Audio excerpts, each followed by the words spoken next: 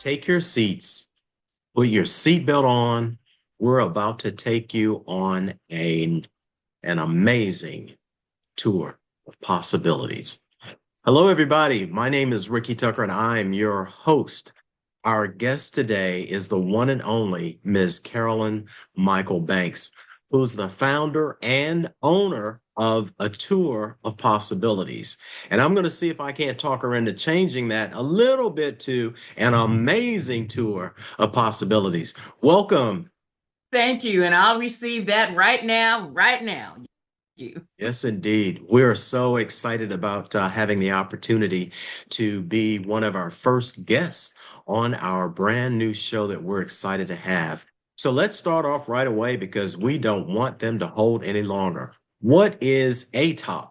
Tell us about ATOP's story. So, a tour of possibilities is a business that was birthed out of being told people don't want to hear what you have to say.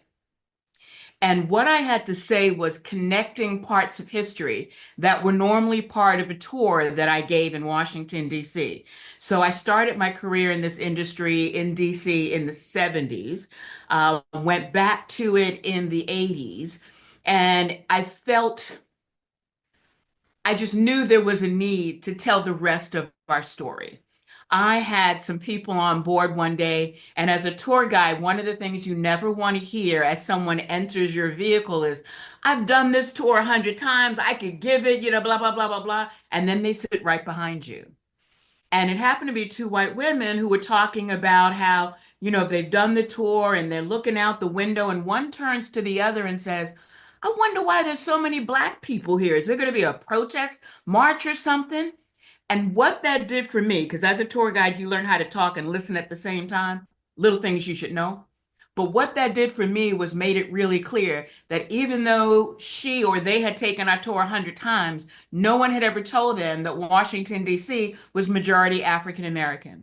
And that kind of started the need to do some research.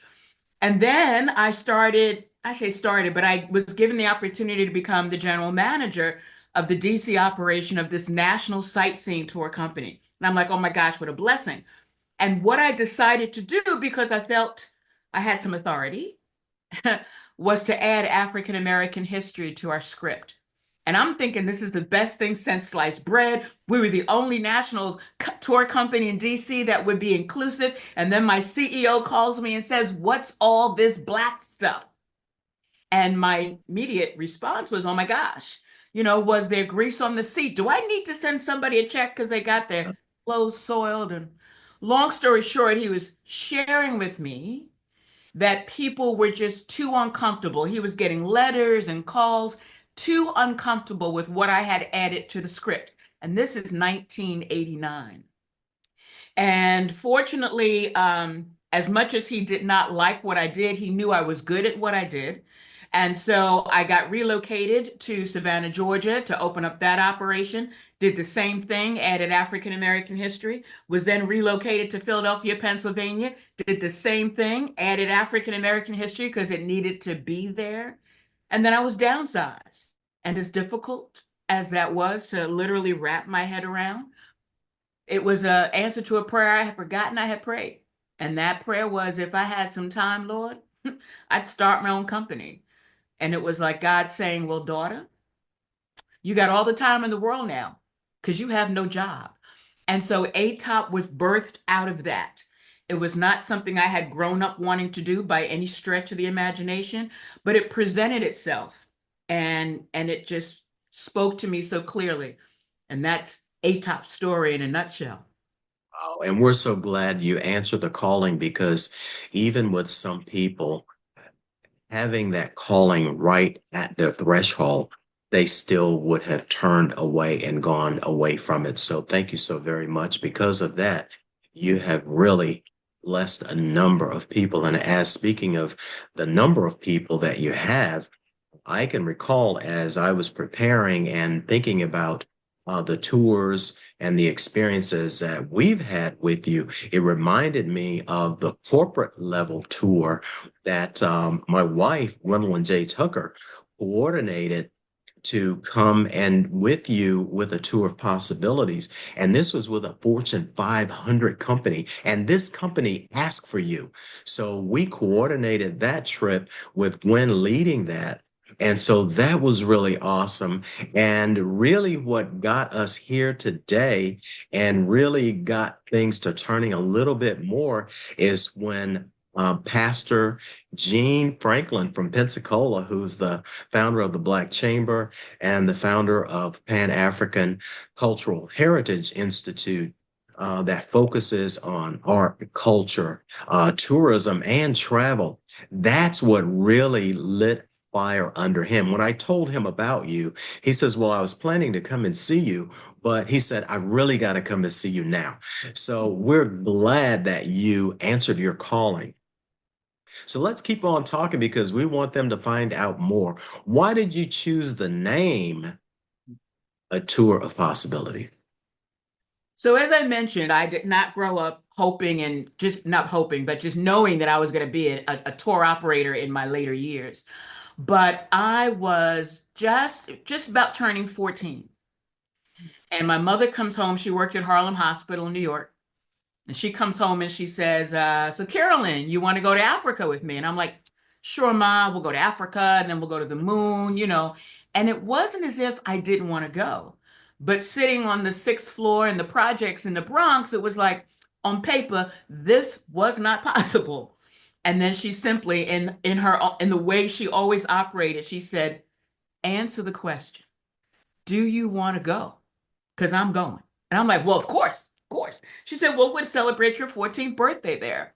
And that was the beginning of the thought of this thing of possibilities. Now, I grew up always hearing that all things were possible, but there was something about that trip to Ghana, West Africa, that transformed me in such a way that I never quite, and recovered is not the right word, but I was never the same. And so when I decided to kind of start this journey, of course you have to come up with a name. And I'm like, what people don't know is what really keeps them back in a way. And I wanted people to get a sense of what was within me, which was that all things were, in fact, possible, especially when it looks at our history on a wide screen, if you will. Because all things being equal, neither of us, Ricky, should be sitting where we're sitting now. We really shouldn't be, but we are. And there's so many who have come before us, whose shoulders we stand on. There's so many who will come behind us, who will be standing on our shoulders. And I just wanted to give people this thought, even if they don't think it often, just the word possibilities. And I'll tell you what's been so much fun is our van is wrapped and the words "A Tour of Possibilities" are on the van. So as I'm driving through and I'm stopping at a light, I just love to see people read the name. And a lot of people read with their lips and you read "A Tour of Possibilities." So I know they're saying possibilities, possibly for the only time of the day, but it just kind of like sits with you. And so I just felt, especially after my trip to Ghana, the need to figure out a way to tell the story. And I had no idea it would be on this platform. Well, that's very, as they used to say long years ago, that's very deep, but it's as broad as it is deep.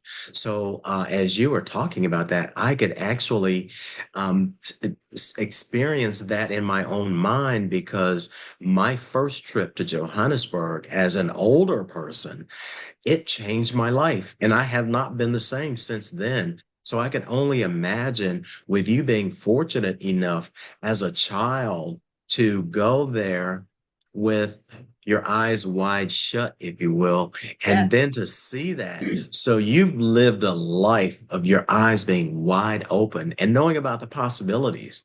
Mm. That is awesome. So now you knew that it was needed then. Is what ATOP offers needed today? I think we're needed now more than ever. There's so many things happening in our world. We've had the experience of not being taught, I know I'll speak personally, of not being taught much African American history in school. And so much of my learning took place outside of school. And fortunately, I had parents who understood that. In fact, my grandfather on my mother's father, my grandfather was a Garveyite. So I grew up knowing that I would eventually go to Africa. I knew the richness of its history to a point.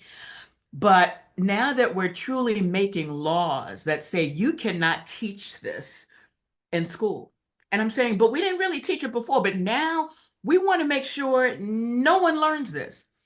And for me, there just hasn't been a big enough outcry.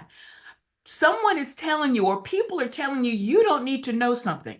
That should have this whole country, not even the world, but this country in an uproar that they're being told, we don't want you to know this. And I'm saying, how come the resounding sound isn't why? And then, you hear the conversation about, well, slavery makes people uncomfortable. Yeah, and it should. But the other thing is, there's so much more to our history than slavery, and you don't want us to know that either. You're talking about removing the names of African Americans from the rolls of places like Arlington National Cemetery, where I used to be a tour guide. I'm like, if you don't want us to even talk about the things that make you uncomfortable, that means our success or successes making you uncomfortable as well. And that to me is very troubling. Some things you just cannot stop no matter how hard you try. And that word again, possibilities, and the education that you give to people as you're taking them around. And the thing that I notice about you is you give more than 100%. You give more than 120%.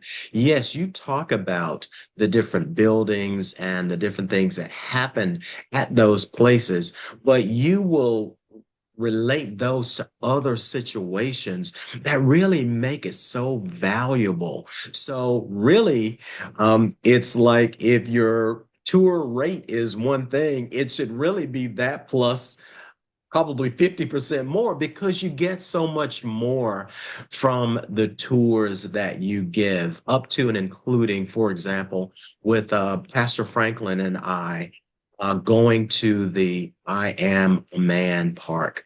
And instead of you just allowing us to stand there and look and watch, you said, guys, hold on a minute, hold that pose right there because we've got to memorialize this. And it's one thing to try and remember it in your head.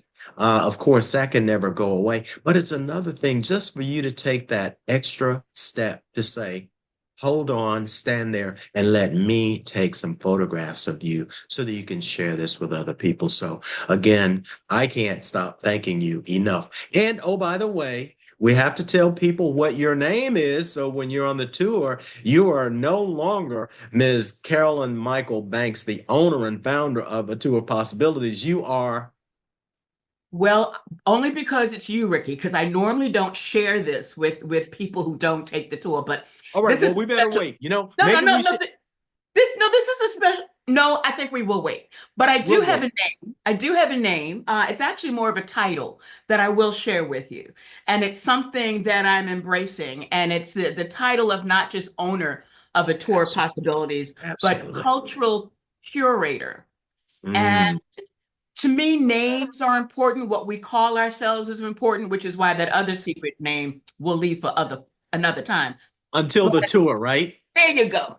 There's a, There you go. There you go. But cultural curator is now a term that I'm using because it really talks about someone who's a storyteller, who's a historian, who's a guide, who not only preserves but shares this rich culture with others. And when I saw that, I'm like, that's it. And sometimes you need something to step into, and I'm now stepping into that as well because recently down here, we're in Memphis now, but all around us in Arkansas, they've had these horrible, horrible storms that are wiping communities out. And you need to have someone who knows the story. God forbid that happens. And so now, in terms of what I do, I even look at it differently now because the story has to be told no matter what, whether I can show you this building again or whether I just need to tell you what was there, just so that you still know. absolutely. Yes, indeed. And we know that you have, um, read a lot. We know that you're well read. We know that there's a lot of history. So there are a number of quotes. Of all of the quotes that you could think of, what would be your favorite quote? The one that seems to always stay here is by my Shiro, the one and only Ida Bell Wells hyphen Barnett. And the quote is, "The way to right wrongs is to shine the light of truth on them." And that's why what I do for me, as much as I enjoy it, is so important because truth today seems to be fleeting. It's not like it's a given. And so I want to be really, really careful when I do share information with people, but understanding the role that truth plays in history. Because when you don't teach it or learn history in truth, there are some consequences, in my humble opinion. And one of those consequences is once you learn history a certain way, it is really difficult to unlearn it. And when you learn history a certain way, it clearly filters everything you see happening today because nothing has happened in a vacuum. Everything is connected. And so when you are given, unfortunately, information that is not accurate growing up and in school, you take that with you. And Ricky, I gotta tell you, the one thing I love about doing what I do is having a chance to have conversations with people, and it's conversations that they probably wouldn't necessarily have on a general basis. But I have had people who, would say things like, "I'm still not understanding why Black people are having such a hard time. Slavery's been over since 1865." And in having a conversation with that gentleman, in his mind, everything switched in 1865. We were given every possible right there was. And so he had no clue about the Black codes, about Jim Crow, you name it. He had never learned any of it. And so all of a sudden, as I'm looking at him and seeing him go like, what are you talking about? These were completely new things to him. And so, how he sees us and how we're seen is important to an extent, but how he sees us was based on the fact that he thought 1865, you Black people should have gotten it together by now. But by the end of the tour, he was like, I got some work to do. And I just Absolutely. told him I appreciated that because and that's really why I see my when you say purpose driven to me, that is part of my purpose to give those who have never even been exposed to any of this history an opportunity. Now, he may not go and look at anything, which is fine, but he at least was introduced to it. Something hopefully was sparked in him that he might just take a moment or two to go back and go, "Ooh, what have I missed?" Absolutely. Well, it's interesting too, because with this quote that you've just shared, but with what you just said to us, it also shows how you bring things that are in the darkness to Mm, light. mm, And for some of us, it's the darkness that we fear. And for others, it's the light, those yes. things that are being brought to light that we fear. So, again, thank you for that. And I think you really kind of touched on this next question I'm going to ask you a little bit already, but I'll ask you to talk about it a little bit more. So, what impact are you hoping to have um, from what you've done in the past and what you're doing now, and even in the future? What impact as far as your tour of possibility would be? The word impact, I think, really speaks to the answer. I want what it is I share to have an impact. I Mhm. had always been really thankful to be given this platform and therefore felt it was important that I didn't take this platform lightly and that it had to be more than on your left, on your right, on this date, on that date. I mean, because when I was trained to be a tour guide, that's what we were trained to do, number one. Number two, the fact that I, growing up, did not like history at all. And I don't like to use the word hate because I was taught that wasn't a nice word. However, it was close. And the only reason why I did really well in history was because in my house there was a rule that the only C in my name, the only C on the report card was the C that started my name. So But the fact that I believe that if history was even taught in a better way, it's just really not taught well, regardless of the content. The way it was taught was just not engaging. And so I see things, I learn by visuals. So if I'm able to paint a picture of perhaps what happened, there's a possibility that you might get it now. Because there are things I didn't get till much later on in life because I wasn't seeing it, number one. Number two, I wasn't seeing a history that had anyone in it that looked like me, other than perhaps maybe in slavery. And Ricky, I got to tell you this quick story. I can't remember the year they introduced slavery in our history books. But I remember one day I'm sitting in my room, in my bedroom, and my mom comes in and she always checked on me to make sure I was studying. And they had introduced slavery in our history books. And the picture, the caricature sure that they used was of a bonfire, if you will. And you could tell that they were black people around this bonfire singing and dancing. That was the picture that they wanted us to have in the conversation about slavery. And my mother took every opportunity to teach. And she said, oh, no, no, no, no. This is not what I need for you to be thinking of when the issue of slavery comes up. Now, I went to Catholic school, so some people wonder why I'm a little crazy, please. But anyway, my mother took off from work to go to school with me to share with them how inappropriate this was. Now, you did not tell a nun what should be or should not be. So here I am thinking I'm going straight to, where. But that's how important my mother felt it was that they knew this was inappropriate. So we're talking about in the early 70s. So this was a time, no, or a late 60s. Yeah, late 60s. Ooh, trying to get some extra years there. But late 60s. And she was so adamant about it. And she wanted me to get that this was not a time where there was happy, jovial, this is what we did. And she, made it real clear. And I thank her. She's no longer with me, but I know she's right here in my ear now. But she made so many things so clear to me. And taking me to Africa, again, I have to just thank her because changed my world. Definitely so. Boy. So as you think about ATOP's mission and vision, and let me step back and go back because you said something earlier about tours being, and you didn't use the word, but I thought about the word robotic because you're right. Look to the left, look to the right, and your amazing tours of possibilities are anything but robotic. And I go back to the tours that we took with the Fortune 500 company that we were referring to that Gwen set up. On that day, I recall it was nice and sunny, and your A game was on. Mm.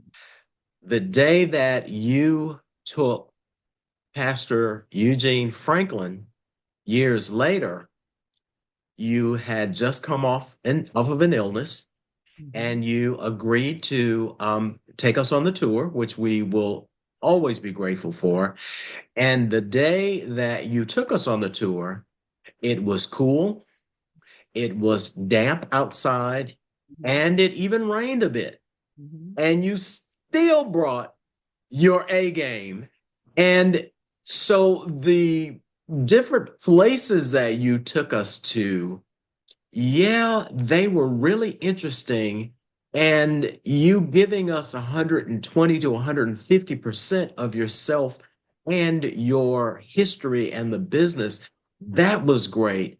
In Mhm. addition to those things, what really impressed me and still impresses me to this day is the fact that you fought through all of that. Mhm. And for the people who didn't know you or don't know you, they wouldn't know that you just come off of really not feeling well for a couple of weeks, as a matter of fact. So therein lies the difference. So we know that you're destined. This is something that was definitely um, God led for you. So thank you again for answering the calling. So now let me go back. You got me all worked up here. Let me go back to the question that I was going to ask you. Um, what's your mission and vision? ATOP, and ATOP, as you know, stands for Tour Possibilities, but it also stands for a tour on purpose. And it really is to educate and inspire. And my mission is to empower people to get a sense of perhaps what they didn't know. Perhaps, as I mentioned with the gentleman who I had the conversation with earlier about, what happened to Black people as a whole, but to just get something that sticks, if you will, something that perhaps will burrow itself into you. And my mission is to have you leave the tour a little different than when you came to it. And my vision really is to transform the tour experience, because how you just described tours is pretty much how I saw them for a really long time. Yes. But the one thing that I was very, very fortunate, I was trained really well, I must say. And one of my instructors said to give a tour as if you were never going to be able to give it again. So give every tour as if it's your last. And if someone was taking a video of it and they would have to put it up and they say, this is it, you won't have a second chance at it. So always give it as if it's your last. So that has been part of ATOP's mission to really kind of educate and inspire. And our vision is to really transform, if you will, and the tour experience that many people have never had an opportunity to do. Now, whenever I travel, tours are us. I'm looking for every possible tour there is. And many of the times I am disappointed not in the presentation, but in the content as well. Because I'll tell you, Ricky, this not my home. Memphis is not my home. And all I knew about this city, I knew Dr. King was assassinated, as we just remembered his assassination on the 4th. Today's the 5th, just yesterday. I knew that Elvis still walked the planet. I knew they did not let his spirit rest. Absolutely. And I knew that barbecue is huge. And to go from knowing those three things to knowing what I know now, and also knowing that most people know those three things about Memphis before they get here.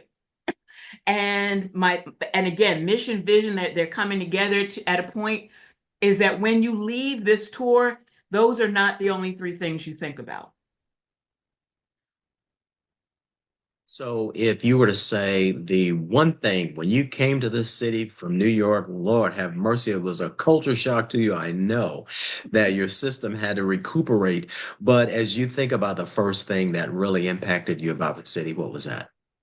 Well, first, I didn't come from New York. I think God knew. That's why I had to go to Massachusetts and then To kind of DC. And scale down. yeah, I had to go through some stuff to be able to appreciate where I am today. Absolutely. But when I started doing the research, Ricky, the first thing that hit me was our name. And I am a true believer in names being very important. So when I read that our name Memphis came from what was the capital in Egypt, I mean, we're talking ancient times in the motherland. And the fact that our founders, and please note they're in air quotes because in my book, you can't be a founder if you weren't the first to find something. But the fact that those people who are known as founders knew in 1819 the greatness of the city in Memphis in Africa and chose that name because they foresaw the greatness of this city that was developing. So I'm like, Memphis is connected to the motherland. Oh, we got to go somewhere. And that really, I mean, it got me. I couldn't get through information enough, but just knowing that that's where our story really begins. And also the not the revelation, but the fact that, a lot of people think our history starts in slavery, but the fact that I can connect it to the motherland and how, my visit there, as I've mentioned now a couple times, changed my world, really got me going. That was the thing. Yeah, I think you've already started with this, so I'll ask you to really kind of continue a little bit more by telling us why do you think Black tourism really matters?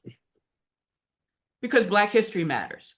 Um, the birth of my company, as I shared with you, was the result of someone telling me people don't want to know about you people.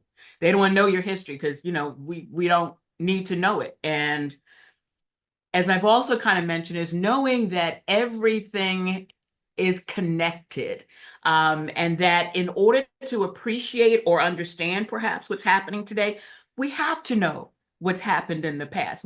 It gives you an opening to kind of going, oh, is that why? You know, when you look at neighborhoods and you don't understand what redlining was all about. I've had a gentleman who was with me on tour who said, why didn't they just leave the ghetto? Why did they stay? Again, in his mind, this is a different person from the first person, but in his mind, why couldn't people just leave and go live somewhere else? And what again that clearly spoke to was that he had no idea we couldn't, no matter how much money we made, no matter what position we held. There were places we just couldn't go. And since that wasn't in his thought process, he couldn't understand it. He was like, why didn't you just no, but that's what happens when you don't know. And the fact that people are now, we're living in this space where people seem to be okay with not knowing, that that really gets me. It's like we're getting comfortable with not knowing. And that to me is truly a problem.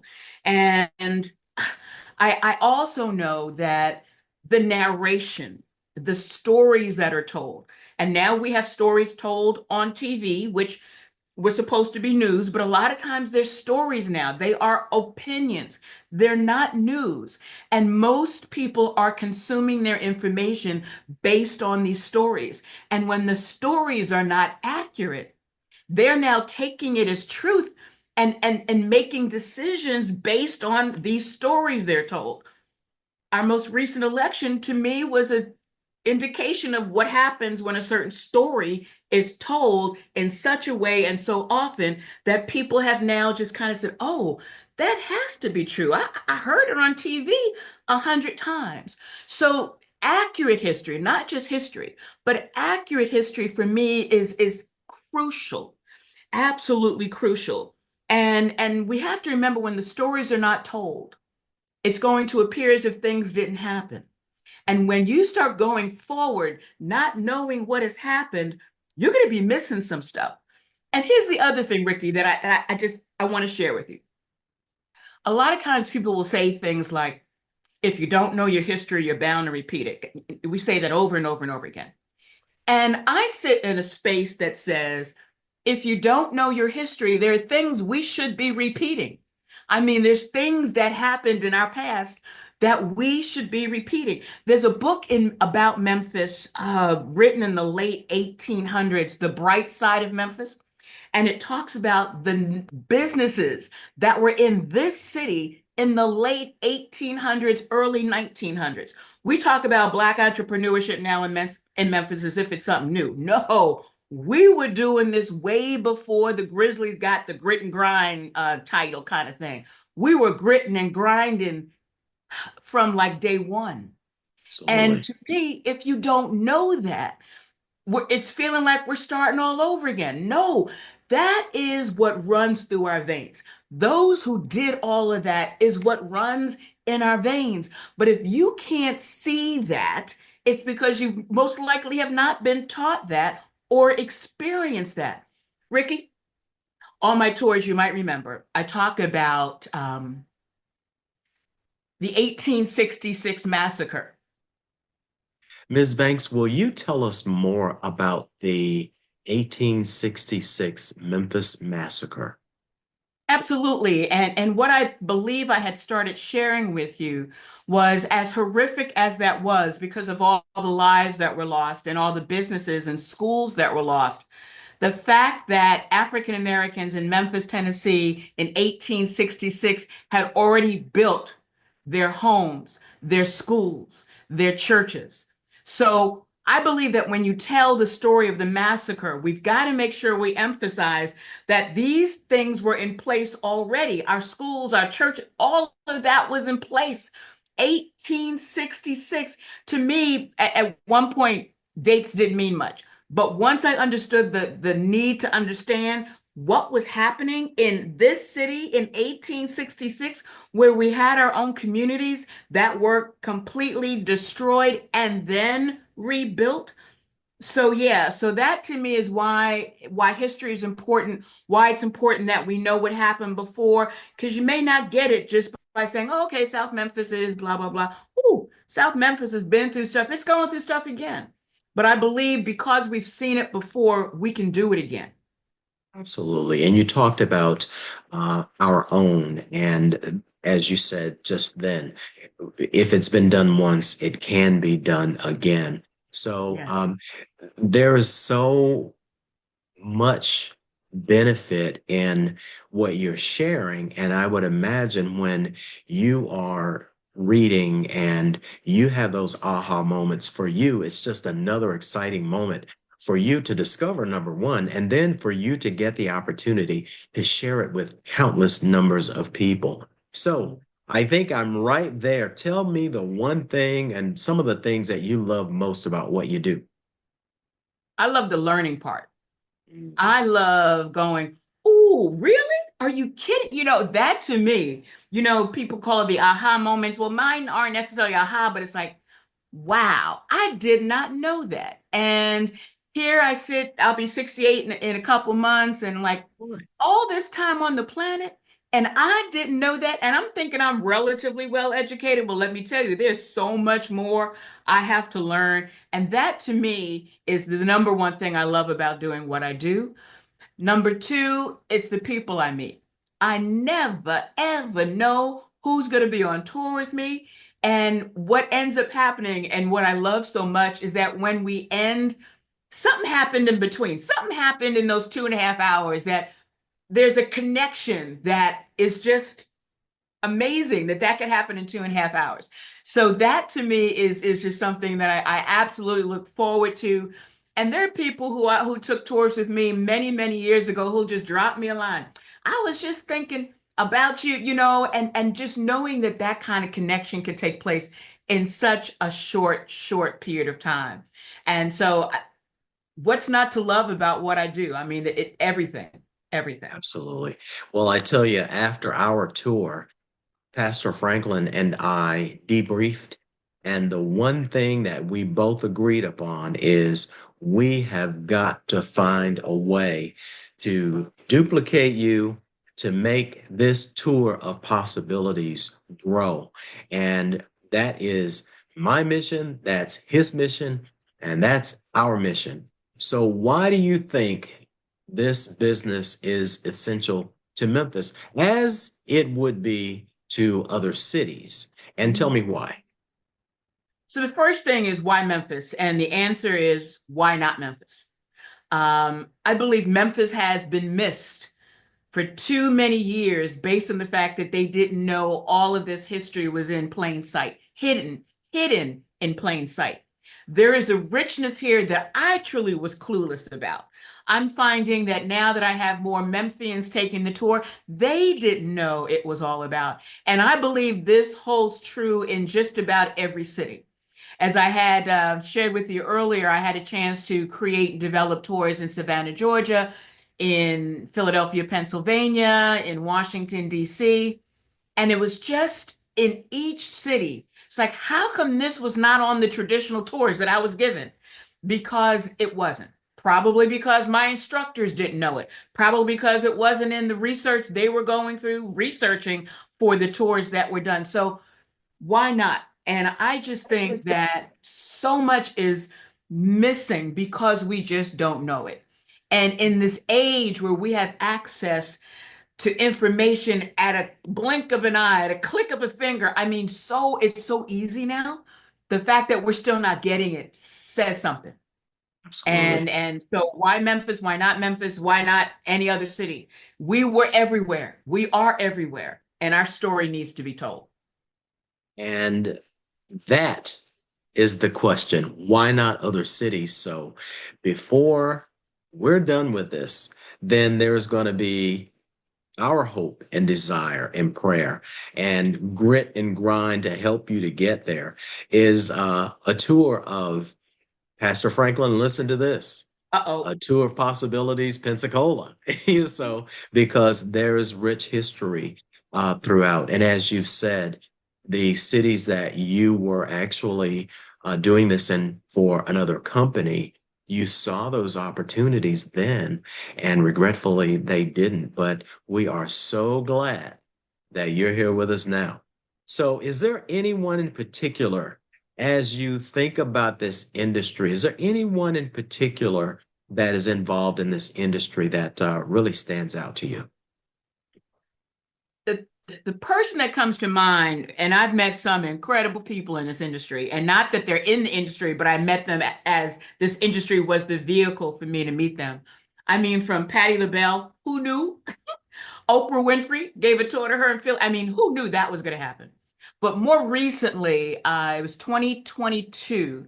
Here in Memphis, we have an event called Memphis in May. And every year we salute a country. And Memphis in May in 2022, the country was Ghana. Who knew that would happen? But I was very fortunate to be selected as a liaison to the delegates that came from Ghana and then had the opportunity to meet, I mean, the king of the Asante tribe, King Tutu the second, and to be in his presence.